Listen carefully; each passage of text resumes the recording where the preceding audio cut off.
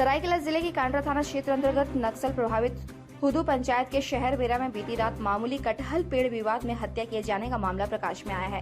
प्राप्त जानकारी के अनुसार मंगलवार शाम कोंदा मुंडा का सोनिया मुंडा के साथ विवाद हुआ, जिसमें सोनिया मुंडा ने आवेश में आकर कोंडा मुंडा के गर्दन पर कुल्हाड़ी से वार कर दिया, जिससे उसकी मौके पर ही मौत हो गई।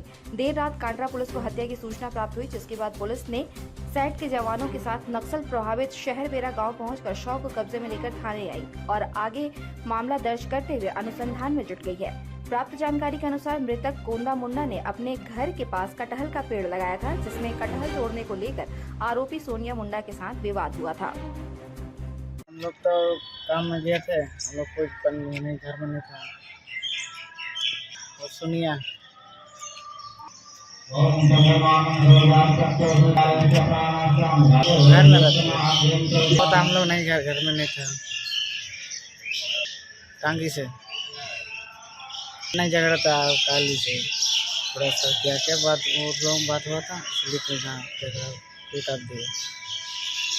21 3 2023 को शाम में सूचना मिली कि ग्राम शारदा बेड़ा में एक व्यक्ति की हत्या टांगी से मारकर कर दी गई कि इसकी सूचना हम लोग अपने वरीय पदाधिकारी को दी। उनके आदेश के आलोक में STF बल के साथ हम लोग घटनास्थल पर गए। वहाँ देखे कि कोंदा मुंडा नाम के व्यक्ति को